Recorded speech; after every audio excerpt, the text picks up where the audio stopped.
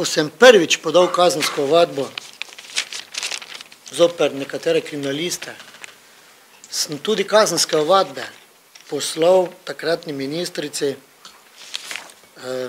Katarini Kresal,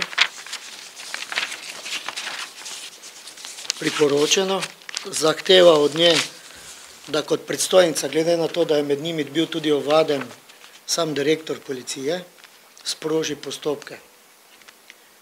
Vendar ministrica mi je odpisala, tukaj je dokument, domnevne nepravilnosti pri izvajanju postopkov, ki jih navajate, niso bile ugotovljene, saj je postopek potekal v skladu z izdanimi odredbami preiskovalnega sodnika, delo policije pa je usmeril tudi pristojni državni tožilec. Posebnih postopkov z tem na MNZ zato nismo uvedli. Kako ona lahko meni to odgovori? Če pa je zakon o policiji, 28. člen, nalaga, da mora mojo naznanilo sprejeti, zakon o policiji tudi nalaga, da mora obravnavati vsako podano pritožbo zoper policista. Jaz ni podal. In bi morala dati pritožbo v reševanje na ministrstvo v izvajanje nadaljnih ukrepov. Ona, kar po domače meni odgovori, ni elementov za pritožbo.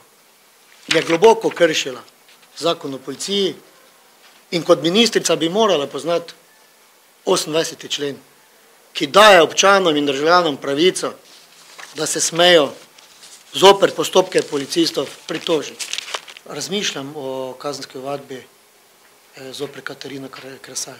Ko bom pregledal vse te dokumente, ko bom pregledal tudi vsebino in ko bom poskušal predvideti še kakšne druge podzakonske akte, katere bi morala ona kot ministrica upoštevati, mislim, da je zavestno kršila zagotovo zakon o policiji, 28. člen, kjer bi morala mojo pritožbo, pritožbo direktorice občinske uprave in pritožbo direktorja komunalnega podjetja Snage, Ivana Hajnška, upoštevati in dati v nadaljno proceduro, da pregledajo, ali so moje pritožbe utemeljene, ali na streh, ali niso.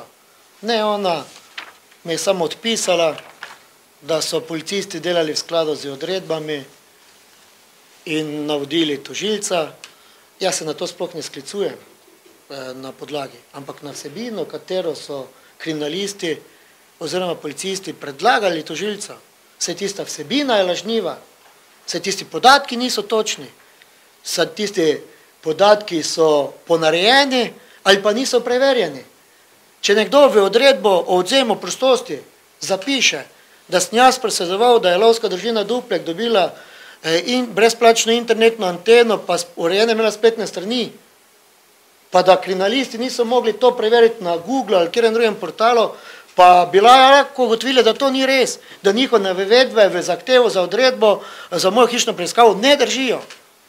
Na to sem jaz Katarini Kresal poslal zahtevo, da to vsebino preverijo, te lažnive podatke, ki so jih kriminalisti spisali. Jaz mislim, da kriminalist mora spoštovati ustavo, da ne sme zavajati državne organe, da ta njemu verjame, ker preiskovalni sodnik, verjamete mi, težko preveri, ali navedba kriminalista drži ali ne drži. Da nekatere zemljiško-knjižne zadeve bi lahko na sodišču preverili, od zadnjega prisluha v letu 2009 do realizacije v 2011 v maju, je minilo več kot leto dni, leto pa pol. Kaj so delali kriminalisti leto pa pol? Zakaj niso šli prej v realizacijo?